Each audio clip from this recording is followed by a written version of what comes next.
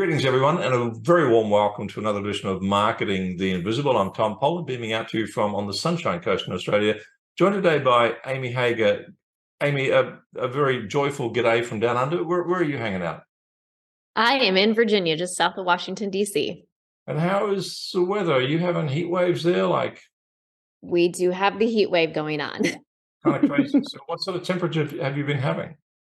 I would say high 80s, 90s, but like that super muggy, humid. As soon as you walk out the door, it's just like, oh. So Celsius, you're looking at high 30s, which is, you combine that with humidity, it's sapping. All right. Yes.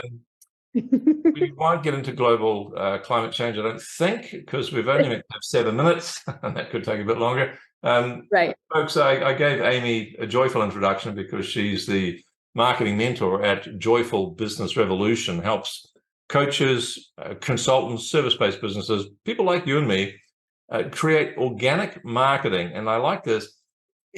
So organic marketing is going to be the sort of marketing you enjoy. You know, you wake up in the morning and you go into the office, oh, goody, I can do this thing. And that's organic marketing. She shows people how to do that and use that to get conversations started that, lead to inquiries into sales and new clients. So it's pretty cool. There's a dollop of authenticity in here because it's stuff you want to do. It's an expression of who you are and your experiences, and you're helping people along the way, plus getting some clients out of it. So let's get into it. The official title is, drum roll, How to Magnetize Your Message and Use the Psychology of Selling to Engage with New Clients. Amy, our 7 minutes is going to start just as soon as I find the app that's disappeared. Here we go. Our 7 minutes starts now. Question number one, who's your ideal client? As you said, coaches, consultants, or service-based business owners. And I think the key is who have already a strong referral business. Okay. So you're good at what you do. So people are going to be referring, your clients are going to be referring other people to you. So, and so usually looking at expanding outside of the referrals with your own marketing. Right. Okay. So you want to add another stream over and above the referrals. So tell us about the problem you solve then. That's question two. Yeah. So a lot of times what we hear is, I hate my marketing. I'm not good at marketing. It's a chore. I want someone else to do it. So we're really helping you solve that problem of finding marketing and a marketing strategy that feels good to you. And unfortunately, it's not something that I can just give you a template or framework. We've got to dive in, playfully experiment, and really uncover what energetically aligns best for you. Okay, thank you for that. Very, very succinct and articulate. Question three is, your ideal clients, before they find you and start working with you, what would you say is going on in their business or their mind or their life that would kind of give them a heads up that they should be reaching out to you? Typical symptoms they're going through before they engage with you as a client. Your referrals are still strong, but maybe not as frequent as they used to be. So you do need to step up the income one way or another. Right.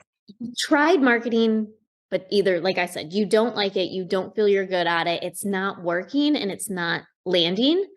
And I think the other symptom usually has to be something along the lines of, I'm starting to burn out because I feel like I'm doing all the things and it's kind of just winging it or throwing spaghetti at the wall. And, maybe you've got 5 or 6 social media accounts, plus your email, plus a podcast. And so really you're trying everything, but none of it's working. Yeah, you're doing things, you're just not seeing the results. So yeah, you've mentioned a few things there, more social media accounts, more posts perhaps, and things like that, burning yourself out.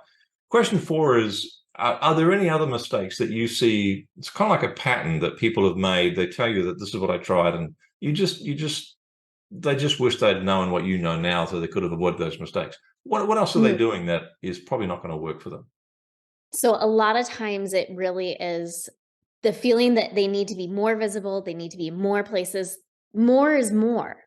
We really want to focus on better is better. Okay. And the big mistake is the more is more. Right. So it's, thinking that it's a volume game when it's really more about, perhaps about focus and engagement and more of a laser focus. So can you drill down a little bit on, and this may be a good time to give folks a top tip, which is question 5. What does better and better look like? What can people do to shift from more and more to better and better? when you're thinking about the messaging that you're creating and the content you're creating, you need to create an experience. That is the very first step of the psychology of messaging and the psychology of sales. You need to take people through this cycle. So step one is experience, and that's how they're experiencing your content, whether it's written, video, audio, live in person, whatever it may be. But then they flow into the subconscious decision-making of, do I like this person? Do I like what they're saying? Do I trust them? Do I not like them? Am I on the same page? Should I go check my email? What should I eat for dinner tonight?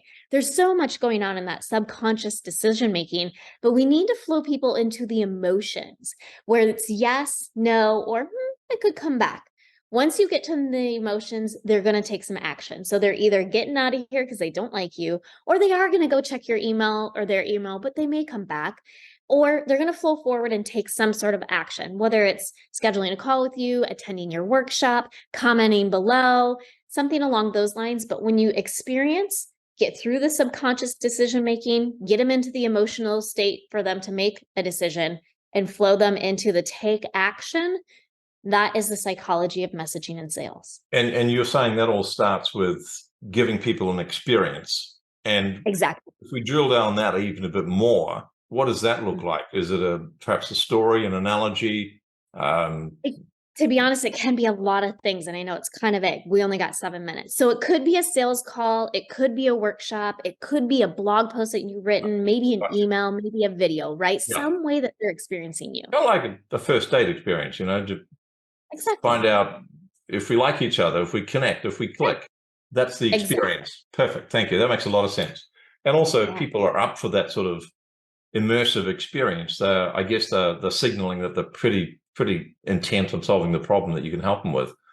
So let's give people even some more resource. Just going to 2 minutes left. Question 6, a valuable free resource. Where can we direct people to find out more about your work and how to solve this problem?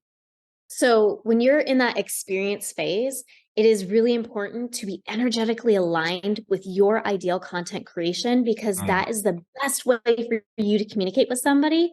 And so there is a quiz. It's called the Content Personality Quiz. You can take it on our website. There are 5 content personality types you can be: live in person, video, visual, audio, or written. You are only one. And you may think you're one, but take the quiz, answer those questions intuitively, and see what you get. And then I challenge you, create your content and create experiences by only using that content personality type, and let the rest go. Right. And stop all of the things. Folks, this is really interesting. And what I love about it, it's aligning the way you were born to communicate with your marketing. And so that's why it's going to feel like it's a glove fitting onto a hand. And that's why you're going to enjoy it. And that's why you're going to do it, because you enjoy it, because it's you. You got it. So folks, go to www.joyfulbusinessrevolution.com. On the homepage there, you'll see what's your content personality. If that does change, it's /quiz if you want to get straight there. So joyfulbusinessrevolution.com/quiz. We'll just go to the homepage. Video, live in person, visual, written, audio. Which is your marketing medium? Because that's the one you need to tap into and focus on. This is brilliant stuff. We've got 15 seconds left, Amy, plenty of time. What's the one question I should have asked you but didn't? What happens when you only tap into one of those things? Will you miss a bigger, wider audience? No, because you're going to tap in deeper and build stronger relationships with your people. Perfect. Amy Hager, thank you so much for your time and those very, very valuable insights. Cheers. Thanks, Tom. Thanks for checking out our Marketing the Invisible podcast. If you like what we're doing here, please head over to iTunes to subscribe, rate us, and leave us a review. It's very much appreciated. And if you want to generate 5 fresh leads in just 5 hours, then check out www.5hourchallenge.com.